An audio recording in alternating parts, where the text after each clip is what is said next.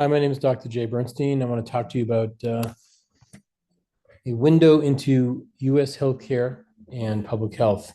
And we're going to communicate a message through an example of a respiratory tract infection. And let's see here. So we're going to talk about basically the common cold, which we've all had probably many, many times in our lives. And in particular, we're going to focus on one called the RSV, the respiratory syncytial virus, just to start, just to give you some epidemiology, to understand the impact that this has on the amount of people it has an impact on. We could talk about a number of other viruses, which are listed here on the right-hand side, but we're just going to pick one out of many. And so according to the CDC, just the RSV alone, the respiratory syncytial virus, it results in 100,000 to 150,000 hospitalizations per year of older adults. That means over the age of 75. That's just one statistic. As I said, we could talk about many other viruses and add those numbers into it, but just want to give you a scope of just as a sort of thought experiment here.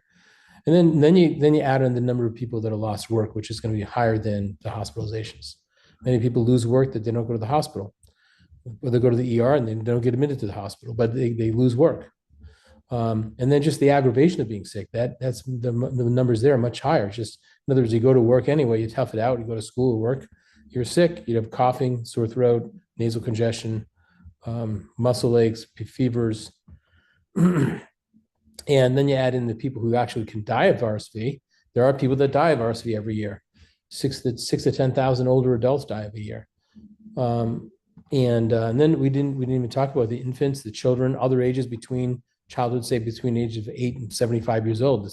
There's a whole other additional number to think about. Just think about the scope of what we're talking about. So you're going to say, okay, so what? Well, if a patient presents to the doctor's office or urgent care or emergency department with a viral infection, in other words, coughing, sneezing, those kind of symptoms, is the doctor trained to actually recommend a treatment that will resolve the infection more quickly? The answer is no. In other words, you're going to be treated, but it's not going to make the viral infection go away any faster. So if a patient presents to the doctor's office, urgent care, emergency department with a viral illness, do the providers always prescribe pharmaceuticals anyway, even though it's not going to make them better any faster? The answer is yes, always. And I'm just going to tell you now that the level of charge goes up when a prescription is given. Think about that. So in medicine is a business, despite what we want it to be. It is a business. So is there a cure? In other words, the doctors don't have anything to offer. They'll prescribe various things, but for a viral illness, a viral respiratory tract illness, there's really nothing that the doctors can prescribe that's going to make you better any faster. But if I told you there's a cure, and in other words, something that's going to resolve the infection more quickly, and even even prevent infections, then and I'm not talking about vaccines, by the way, and I told you that the same cure can actually prevent and possibly even be a cure for cancer. Would you believe that? You might not believe that, but let's take a look here. And what I'm going to do is I'm going to take you behind the curtains here. We're going to talk doctor talk, and we're going to start with a case. Doctors like to start with talking cases. So there's a case of a 24-year-old male. Okay, his name's John, who has no past medical problems, pretty healthy guy, who presents with 4 days duration, cough, nasal congestion, weakness, exhaustion. He doesn't want to exercise. He's feeling pretty crappy. He goes to his doctor, takes a day off on Monday, goes to his doctor. His doctor sees him, his primary care doctor, primary care physician. The primary care physician orders a influenza test, COVID test, RSV test, mycoplasma test, strep, all negative. He prescribes him pharmaceuticals to include Mucinex and ibuprofen, and says, drink a lot of fluid, get a lot of rest, and return to the office if you're feeling worse. He gives him off till Friday. Friday comes along. The cough is worse because now he's coughing up green stuff, right? It's producing green sputum. So because he's producing some green sputum, he's coughing up green stuff. The doctor was a chest X-ray to see if there's pneumonia. It's negative. He tells me he's got a viral infection. He's going to have to run its course. He prescribed him now Tessalon pearls for the cough. He tells him it's Friday. If you're feeling worse over the weekend, go to the ER because, of course, the primary care doctor is not going to be available over the weekend. So on Sunday, he's not better. He wants to go back to work though, but he's feeling like he's just had enough of dealing with this, and he just doesn't know what to do. He wants to, other than the fact he's losing money. He wants to go back to work. So what does he do? On Sunday, he goes to the ER, and he waits in the waiting room for an hour and a half. He sees a board-certified emergency physician, the ER doctor, who now realizes this is his third visit. Said, we're going to have to do more testing here. So he orders blood work this time. He orders another chest X-ray because they don't share the same computer system, so we can't see the chest X-ray. The primary care doctor orders an outpatient. And then he orders some more swabs. This time he just orders an influenza and COVID test, both negative. He gives him a Z-Pack because the patient says, I think I need an antibiotic. So he gives him a Z-Pack, which is an antibiotic. He gives him an albuterol inhaler because he thought he heard a wheeze on his lung exam with a spacer. And he tells the file with his family doctor, and if he wants to go back to work, he'll write him a note to go back to work. So, okay, let's keep this case in mind for later. The case that I presented to you, the primary care doctor, the emergency medicine physician, they practice standard care clinical medicine. I have no reason to question their training or clinical practice. Remember the immense magnitude of feeling miserable, aggravated when you're sick, missed work, potential hospitalizations, and death. You think about all the people in the country that have these problems all the time. How many are there? There are many, many, many of them. So I'm just going to give you a new insight here. But utilizing the skills that I was given, I went to a medical school and got an MD. I went to a internship, excellent internship, excellent residency program. I've been practicing medicine for 25 years, and I've learned something. I've learned something that I was never taught, that I've derived from the scientific literature. So in other words, I use the skills that I have to investigate the actual published literature and coming up with a whole new paradigm of how to treat people, which is not being done by allopathic doctors or most osteopathic doctors. We're going to start with an article that I found in the literature. I was sort of looking into the COVID vaccine, right? So I saw this article I heard about this article from Dr. Peter McCullough. It's called SARS-CoV-2 Vaccination and the Multi-Hit Hypothesis of Oncogenesis. What that means is that the COVID vaccine not only depresses people's immune system, but actually has, in multiple ways, increases the risk of cancer. And so I was fascinated by this article. It's an excellent article published in December 2023.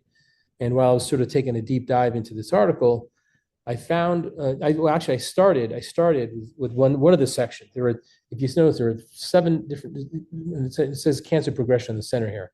There's 7 different boxes, okay, that each one of them is a section in the article where it actually, if you understand how, you read through the section, it describes from the literature, all evidence-based from literature showing that this COVID vaccine causes cancer. So the first one I started with is this one because IFN is interferon. Well, I know about interferon. A lot of these this really hard science is there's so much happening on a regular basis that most doctors, you learn what you learn in medical school and residency maybe, and you basically use those tools to try to figure out what's going on. But there's a lot of advancements. So there are a lot of new concepts that you have to keep learning. And so I just started with one that, interferon has been around for a long time. In other words, we've known about interferon. Interferon is a cytokine, it's part of your immune system, but we've known about this for a long time. So because interferon is a very powerful part of the immune system I'm aware of, I went down the rabbit hole of looking into the section first on interferon. And it talked about the toll-like receptors. Those weren't around when I was training. But this is the interferon mechanism goes through this toll-like receptor. So what happens is when this vaccine is given to people, your interferon alpha is decreased, right? So, interferon, just to give you an idea of how the importance of this cytokine.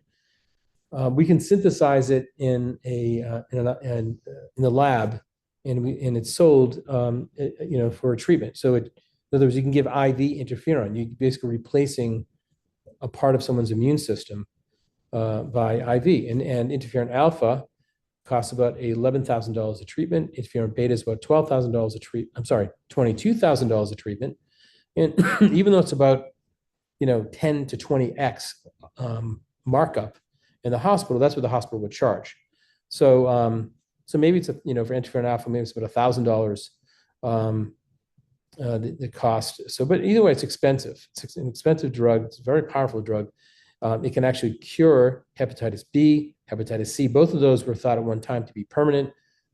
They are generally permanent without treatment. Once a person gets hepatitis B or C, you get that from blood transfusion, IV drug abuse, sexual transmission, and those are permanent, so they're serious. But interferon can actually cure those, because what you're doing is you're enhancing somebody's immune system, right? Interferon is given for different cancers, which we'll talk about, and some other chronic illnesses. So I asked myself, what can I do to increase my own natural interferon? Well, before I get there, before I answer that question, I want to just point out that this so far, I mean, maybe you're not really believing what I'm telling you here. Is this fake news? There's a vaccine really increased the risk of cancer, and I want to point out that this article, these are the reference pages. There are 255 references from the scientific literature published in PubMed, the scientific database, which is the basis of all scientific and medical understanding and treatment. Everything's published in the scientific database. So this has got 255 references. It's very well referenced, very well done, well written, and all the claims are backed up by science. So let's go back to interferon. I think before I sort of answered the question I was asking about how to increase my natural interferon, I want to just give you a little bit more information of the importance of interferon still.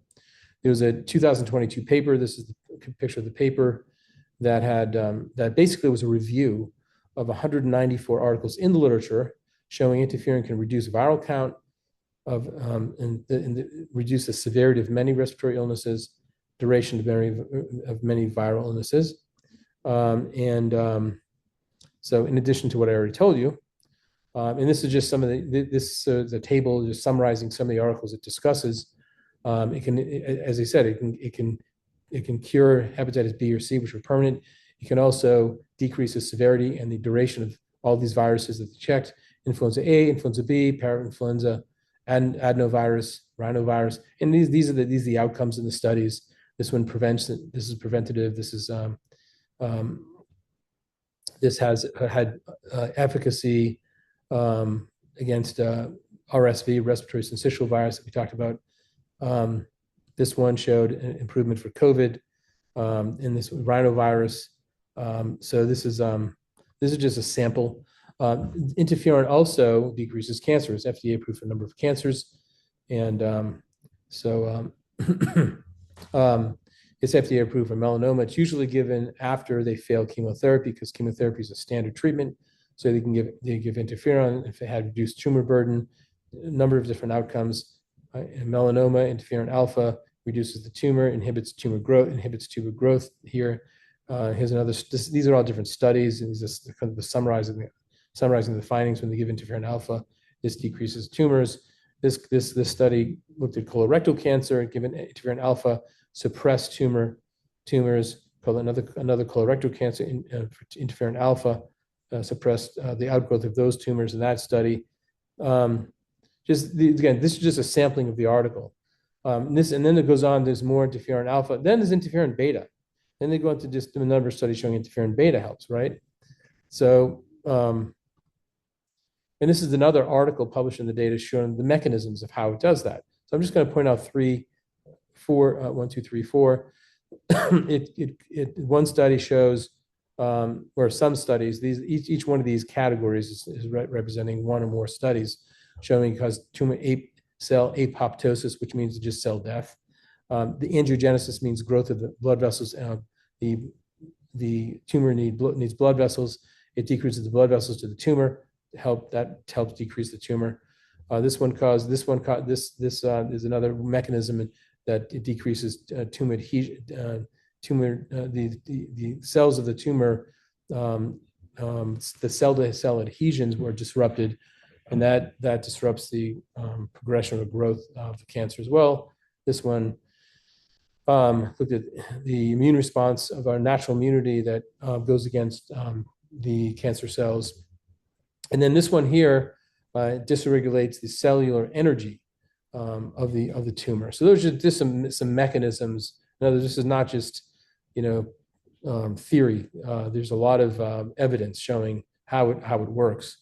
And interferon, many cancers have improved outcomes with interferon, as we said, which only a handful are FDA approved for interferon. In other words, what cancers are FDA approved, and generally they're given after they fail chemotherapy. These are the four cancers that are FDA approved: malignant melanoma, hairy cell cancer, Kaposi sarcoma, which we get in AIDS, chronic myeloid leukemia, which is a blood cancer.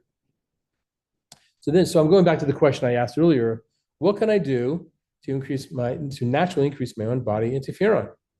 Well, when I first looked it up, lo and behold, a study published in 2007 shows garlic, and this is fresh garlic, by the way, not cooked garlic. You destroy a lot of the goodies in the garlic. So this article showed that the natural interferon levels, interferon alpha, in people increased from 9.5 to 46.3 in 1 week. They took 2 grams of garlic a day for 1 week, and this group of people increased on average interferon levels went basically almost 5 times higher. This is from the same article, which looked at interferon alpha and also looked at nitric oxide. Nitric oxide is also very, very beneficial. And by the way, garlic also increases interferon beta. But this just looked at these two, and I'm only going to talk about interferon alpha because I don't want to get too confusing here. So when you consume basically different levels of garlic, and then you check the interferon levels 4 hours after you eat the garlic. So probably the because it's hard to eat 2 grams is about 2 to 3 cloves. 4 grams is going to be double that. So it's hard to eat raw garlic. It's hard. So let's just say if you increase your interferon from 9.5 to 50 in 4 hours, that's probably your sweet spot in terms of like, you're not quite maximizing it. In other words, the benefit gets a little bit more, but it's not double. So I would say 2 grams might be a good dose to take. So increasing from 9.5 to 50 in 4 hours, the same article. In the same article, the Allium sativum is the Latin name for garlic. Now this side of the graph looks at interferon alpha. This one looks at nitric oxide, and what we're looking at is the dotted line. This is over. We said 4 hours because it went from here to all the way up here, and basically in 2 hours you get most of the benefit, and then it goes up a little bit in 4 hours. And what happens over time, it's going to sort of go down after that period of time. So this one looked at 2 grams one time and see what happened with the over a few days. In other words, it's the levels. This is just a short term, and then you carry it through the whole day. You wind up with a level of about 20, and then the second day after again you take 2 grams one day. 2 days later, it's still going up at a gradual pace, and then sort of maxes out at about 2 days, and then it goes down. So if you take the garlic every 2 days, you'll have your maximum amount. And most likely what happens is it went up and then the steady state came down because as we saw over here, this it went up to here in 4 hours, and then they just sort of carried it out. And then day by, they took data points each day. So, just want to sort of emphasize this point here that, going from 9.5 to 46 is a 4 point, almost a 5 times increase in 1 week. And think how cheap garlic is compared to, interferon alpha if it's given IV. It's, thousands of dollars. Not only that, anytime, there's many paradigms we could talk about, but we don't have time in this video, but there are many different paradigms where if your body increases something naturally, in other words, it increases naturally by the garlic, you're increasing your own production of interferon. It's much better than given IV. A, it works better, more effectively, and B, less side effects. So we're going to talk now about something called free radical oxidation. And what causes that are these molecules called reactive oxygen species, ROS. So, and that's any sort of damage that's done to the body, whether it's cancer, chronic disease, acute disease, always winds up producing reactive oxygen species. So this free radical oxidation is not good. This is very destructive in our body. So cellular injury results from ROS, reactive oxygen species. So, and then when you have excess reactive oxygen species, that causes because you have cellular injury, you have weaker immunity because you have immune cells that get weaker.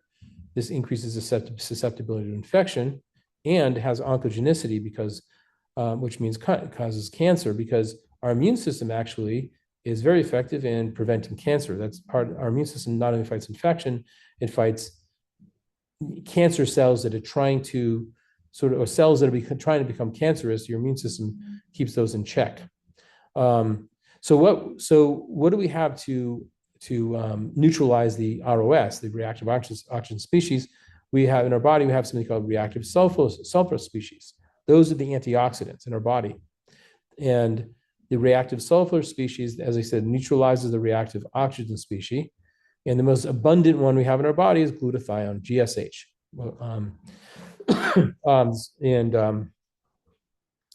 That's the most abundant reactive sulfur species. So when reactive oxygen species are neutralized by a reactive sulfur species, this results in cellular repair.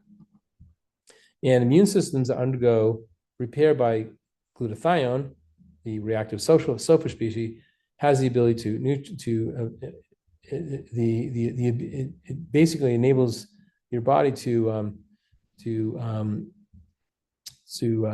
neutralize infection and also neutralize cancer, because these cells are healthier and therefore the immune cells are healthy, and they're able to do the job more effectively. This is just from an article in the literature showing that they call it a redox ratio. In other words, the glutathione GSH to its reduced state GSSG. In other words, when you use up your GSH, when it's doing its job, it then gets converted here into this. So there's a ratio. If a cell has this to this ratio, a GSH to GSSG ratio of greater than 100 to 1, that's a healthy cell. If the cell has a ratio of GSH to GSSG of, say, 10 to 1, that's a very unhealthy cell, and that cell is prone to either malfunction or die. So the GSH, the glutathione, it goes to the mitochondria, and that's a lot of things go on in there. The energy of the cell takes place there. The nucleus, which is where the DNA is, that's the control center of the cell, or the endoplasmic reticulum. It helps repairing mechanisms in all three of these places. And the GSH also can leave the cell, and it can go into the outside of the cell and cause some improvement in the cytoplasm outside the cell, and in various ways to help other cells, maybe. Okay. This is just from another article from the literature showing this ratio: the GSH, the GSSG, the glutathione greater than 101 is good. When it's low, these little signals here are not working well. They're not being released as much. And these two, IL-1 beta, interleukin 8, these things help the neutrophils, which this is a white blood cell, helps it migrate where it needs to go towards whatever it's going to be neutralizing, like an infection, for example, right? So it's not going to migrate as well if this ratio was low. Same thing here. This is called the macrophage. This low ratio, it doesn't do its job, is to engulf things in the, particles in the body that shouldn't be there, and it communicates with something called a natural killer cell. This communication is weakened. Interleukin 12 is not released as much or not functioning as well, and interferon gamma is not working well. So this communication is not going well. Therefore, it has a lower it has a lower ability to do its job through the reactive oxygen species. Okay, so there's this is from another article in the literature, and this is in all these numbers are just other articles. Basically, it's kind of a review article reviewing other articles in literature, looking at how do we increase our GSH levels, our glutathione levels, which is really important, as we talked about. Well, one way is the diet. This is okay. One way is there's all different articles showing your various things in the diet can actually improve your glutathione. And this is another article showing the number of ways nutrition is the way we just talked about.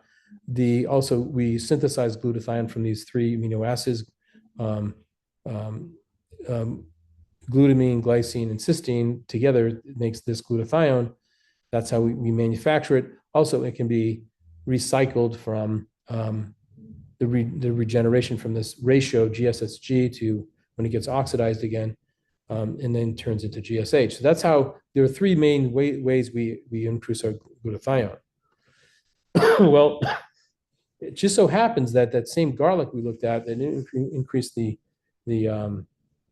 interferon also increases glutathione. This is a graph from cell culture. This is data from cell culture that shows that over time, these cells, these skin cells are basically release glutathione based on increasing the allicin, which is a component in garlic, can have it enables it to release the glutathione. So the glutathione is released from these cells when you inject 15 micrograms of allicin, and it goes up to, say, this is the number of hours, so about 24 hours roughly, it's producing glutathione after it gets this allicin. And they got this number from this graph here because the maximum effectiveness of the allicin is 15 micrograms. So they used this in this study and showed that it peaks out at about 24 hours, and then until it can get another dose. This over here, this bar graph over here on the right, shows when you give these cells 15 micrograms of allicin, which is again part of the garlic, every other day, you can maintain the levels. The black is the levels of the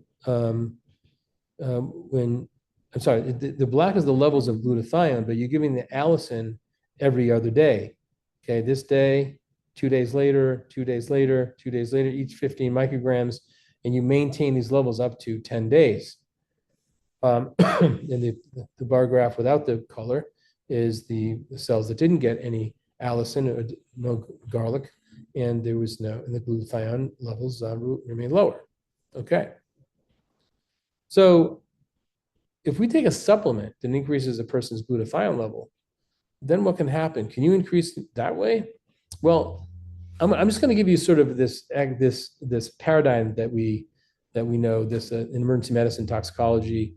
We all know this. And this is just as an example to understand a little bit of this, the impact of this supplement called N-acetylcysteine. In this scenario, which in this article, what happens is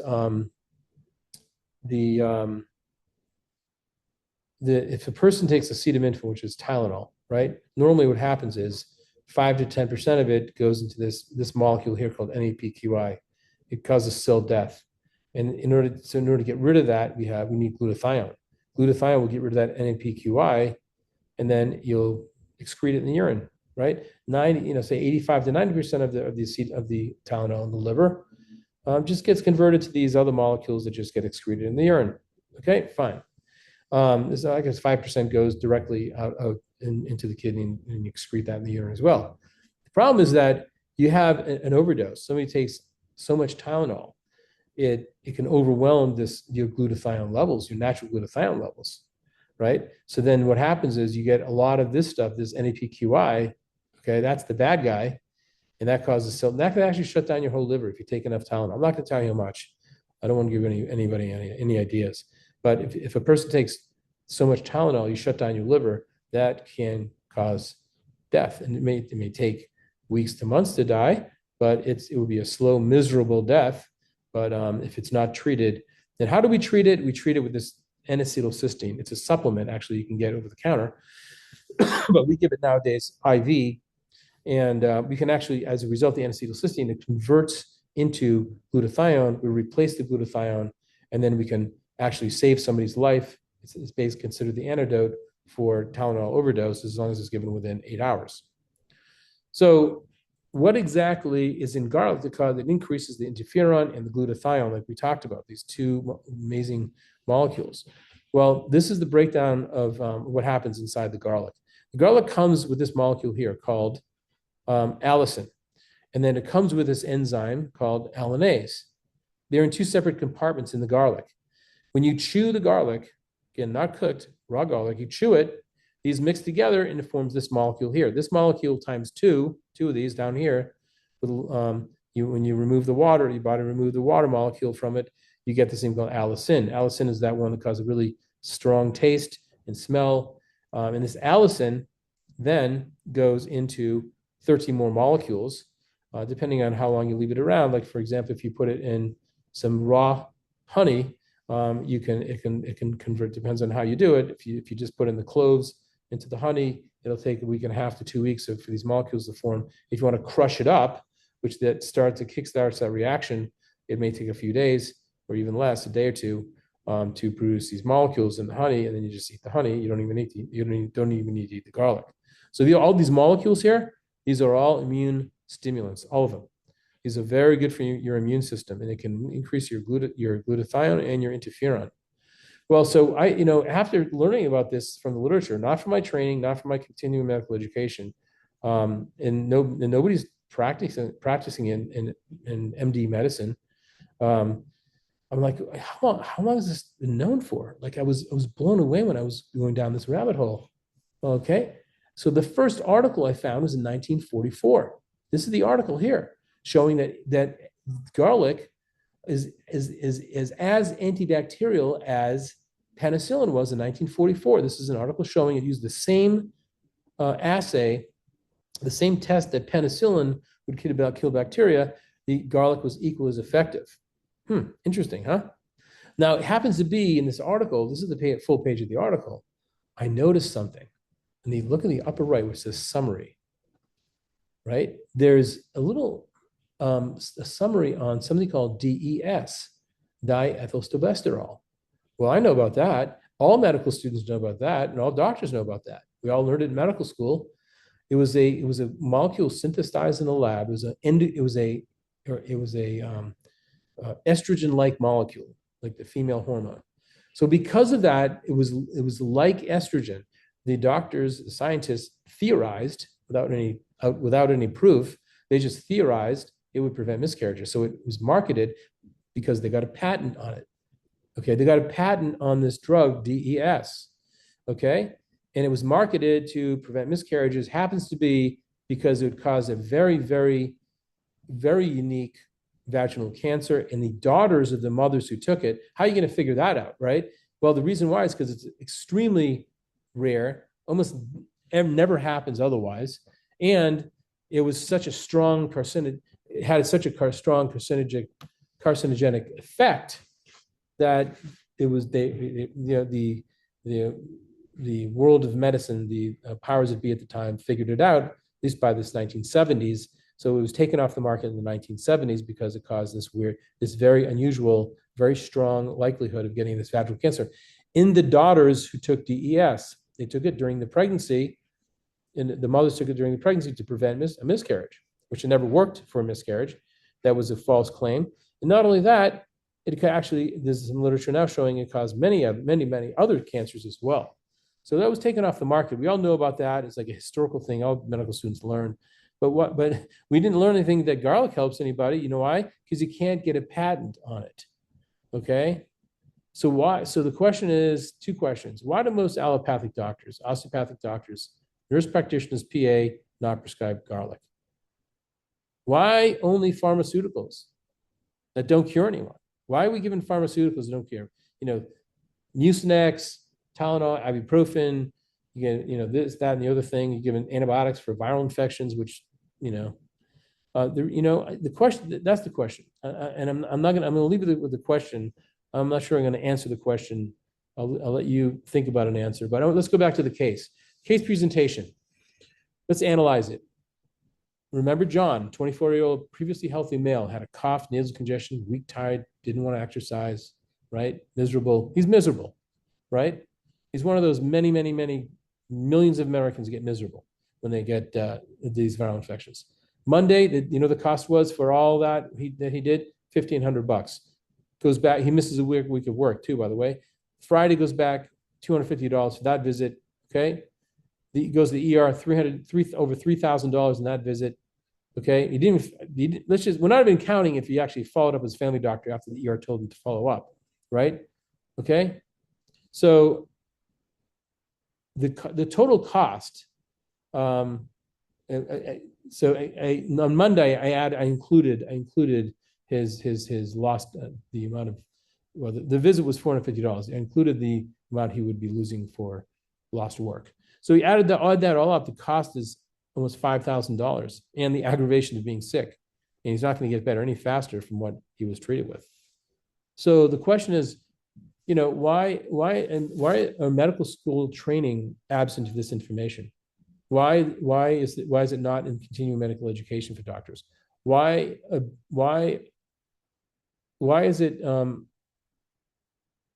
not expected for people who are board certified in various practices that might be able to practice this way? Why is it not standard practice in medicine? How did we get here? That is the question. How did we get here? And I'm going to leave you with that. In the meanwhile, garlic is a lot cheaper than $4,870, right? If you took garlic, because of the interferon alpha, by the way, we didn't talk about interferon beta, which also is immune stimulant. We didn't talk about the nitric oxide, but those also add to his immune enhancement. But he would have gotten better quicker with a lot of garlic, and he would have gotten back to work faster. He'd be less aggravated. And yep. So that's it.